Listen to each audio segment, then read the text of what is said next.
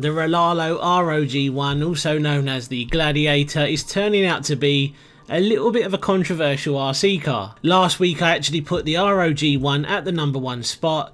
I did a top 10 beginners RC car video, and I don't think everyone agreed that it should be at the top. Now, in my opinion, beginners getting into the hobby, they're looking for certain things. They're looking for an RC truck that's fairly cheap. They're also looking for something that's durable, something that looks cool, and I find one big deciding factor these days is how fast the truck will actually go. A fast truck as a beginner is probably not a good mix, but remember, on a lot of these trucks you can turn the power down, which is why I still think it's a good entry point for a lot of people getting into the hobby. After reading through some of the comments on that video, I wanted to see if there was another option from a big named brand that would be better than the ROG1. Now, these smaller scale trucks seem to be the sweet spot for a lot of people at the moment. A lot of people are going for the 1/16th, 1/14th scale trucks over the larger stuff, and I think that's because they're a little bit more portable than the larger trucks, and I find most people enjoy that. So I had a quick look online to see which options would be available if you was looking for something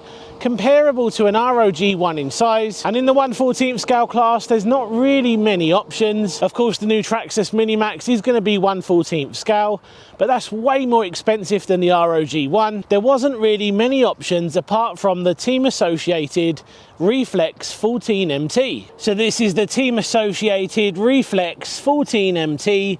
This is a 1/14th scale monster truck. As you can see here, it's pretty much exactly the same size as the Rlaarlo ROG1 because, well, they're both 1/14th scale. Now, if this little Reflex 14MT is anything like its big brother, the MT10, surely that should be an ROG1 killer. Someone also said, why would you recommend a 1/14th scale truck over something like a 1/10th scale truck? The problem is there's very few budget-friendly, high-performance 1/10th scale trucks out there. Yeah, you've got the new Armour Fury and Vortex and the Gorgon, which are all aimed at beginners. Being 1/10th scale, they are bigger and they are a little bit better off-road, but when it comes to performance, they're so slow and, in my opinion, just a little bit boring. For a kid getting into the hobby, sure, a slow brush truck will probably be fine and enough to keep them happy for a while, but if you're an adult getting into the hobby, I think you'll get bored of the brush setup on those trucks pretty quickly. Yes, you can make all of those trucks brushless. I even did that myself with the Gorgon. And with the brushless power system, yes, it's a totally different beast and actually incredibly enjoyable. But if you're a beginner just getting into the hobby, doing something as intensive as a brushless conversion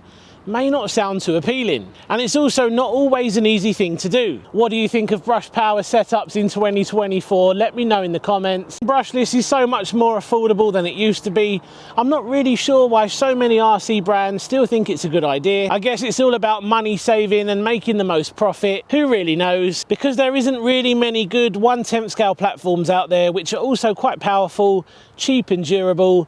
That's where these little 1/14th scale trucks come in handy. They just offer a really good little package for someone getting into the hobby. I think a lot of people also like the portability of these 1/14th scale trucks. You can pretty much throw them in a backpack and take them anywhere, something that you can't really do with a 1/10th scale truck or a 1/8th scale truck. That's what made the MJX Hyper Go range really popular, especially the little truggy. It was small, powerful and durable and really easy to transport. So it does seem like a lot of these mini cars in these small packages seem to be really common these days. We're going to get back to the Reflex 14MT in a moment. I'm not sure why they didn't just call it the MT14, that sounds way better. But the purpose of actually getting one of these to review on the channel, because these trucks have been around for a little while, they're not new, they have been on the market for quite a while now. The purpose of getting one of these was because I wanted to see if there was another truck out there, another 1/14th scale truck from a big branded company that could actually match the ROG1 on performance. Because a lot of people said on that video, why would you recommend a cheap Chinese brand to a beginner instead of something like a team associated, a Traxxas or an Armour? Now, it all comes down to cost. The Reflex 14MT is around £200 for us here in the UK, and that's quite a bit more than something like the Rlaarlo ROG1. Even though some people were quick to point out that it's currently on sale price, well, even when it goes back up to $199, it's still cheaper than the team associated. Styling wise, I actually really like it. It does look a lot like the MT10. There we go, there's a little comparison for you against the MT10.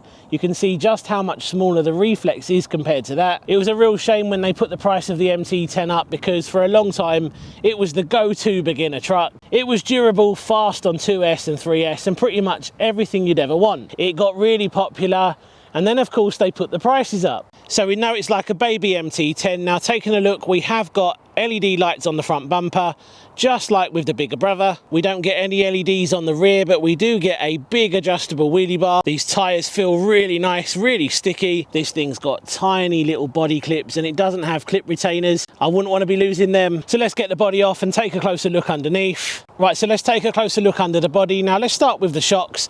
This does have proper oil-filled adjustable shocks, just as you would expect from a premium brand like Team Associated. We've also got adjustable turnbuckles, metal drive shafts all round. This also has 3 diffs, just like with the MT10. You've got a front, a rear and a centre diff. Something you don't always see on these small scale trucks. You don't always see a centre diff. So this thing is 4-wheel drive and you have got the centre drive shaft running along the middle down there. This does feature a plastic chassis. Electronics wise, this thing has a tiny little 4500 kV brushless motor and that looks incredibly small. Powering that brushless motor is a 2S only ESC. That's a shame it's not 3S really, only 2S. Finally down there we have our high torque digital servo. Also got the receiver tucked in down there as well. I don't know, first impressions, I think everything looks a little bit cramped on this. The battery tray seems to be a decent size. You do have to provide your own 2S battery. This doesn't actually come with one. Hang on a minute, I thought this was a ready to run. Now surely if it says ready to run on the box, it should be ready to run. You shouldn't have to provide your own battery. So transmitter wise, this thing looks identical to the one that you get with the MT10. Yeah, it's not too bad. Not the most comfortable thing I've ever used. But look, it is a ready to run transmitter. You can't expect too much. Of course, it does have the usual adjustments on there like trim and dual rate. Also in the box, you get a whole bunch of instruction manuals, a cross wrench, some spare servo horns. In this bag, it looks like you've got a longer Velcro strap and a whole bunch of other accessories. So far then, it's looking like a very cool little truck, but is it an ROG1 killer? At this point, I don't think it is. But look, I won't be able to tell you whether or not this is actually better than the ROG1 until I've actually tested it. So let's get a battery fitted and let's see how fast it goes on 2S. Now I've got this fired up. There's a little look at the LED lights. So let's hit track start. So let's see what we can get out of this. Straight out the box, 2S.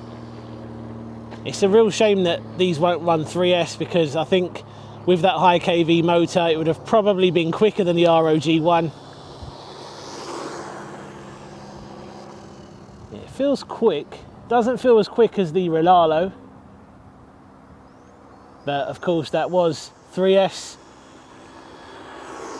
and that did achieve 48 miles per hour out the box on that 3S pack. Now it's not always about speed, you do have to take into consideration so many different factors when reviewing RC cars. It's not always about top speed. I find people are attracted to a higher top speed, especially people starting out, because they think faster is going to be more fun, and a lot of the time it is, but going fast as a beginner is not always an advisable option, because if you hit something doing 48 miles per hour, you're more likely to brake a lot more than you would doing 30 miles per hour. Right, let's bring it back, let's see what we got. I think we're going to see 32, 33 maybe. Right, so as always, let's hit read. 29. Yeah, that's a little bit disappointing actually. I have seen people get 30 and above out of these, so I'm going to go again because I don't think that's right. Let's start the GPS again. I'm just making sure my throttle dual rate is set all the way to the maximum position. I've had people leave comments before saying, have you checked your throttle dual rate? Because on another channel, this same truck went a lot faster. Now, I know it may be hard to believe, but I'm not a complete idiot. I know how to adjust my throttle dual rate. Right, let's go again. Let's see if I can get 30 miles per hour because 29 is a little bit disappointing. I'm sure I've seen some other channels get 30 plus. That's full throttle.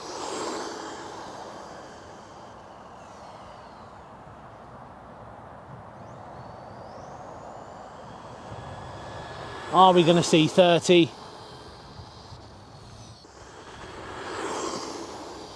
Right, let's bring it back. Let's see if we get any more than 29. I really hope we hit 30 at least.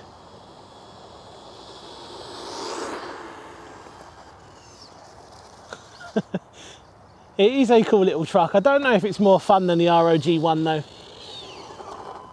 So let's hit stop and read. 28 this time. Maybe it's the battery pack. I'm going to change the battery. I'm going to try again. So off camera, I decided to go again, but this time with a different battery, and I did manage to hit 30 miles per hour. Next up, it's time to see how the Reflex 14 does off-road. The Rlaarlo, well, that done really well. That actually handled really well. The power was nice as well on 3S. Yes, this may not be as fast or as powerful as that Rlaarlo, but I still think it's going to do really well. So let's do it. Let's head over to my favourite bashing location and let's see how this performs off-road. Now, before we see the off-road footage, would you like to win this truck? If yes, and you want to also support the channel, head over to Raffle after watching this video. You never know, you may be lucky and you will be able to join the list of winners that I've already had over on Raffle. Good luck if you do enter, and as always, thanks for supporting the channel. So here we go, quick test of the Reflex 14 MT.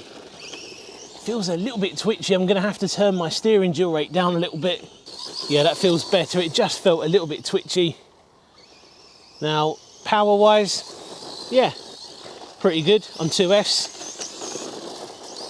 You can hear that little motor screaming away.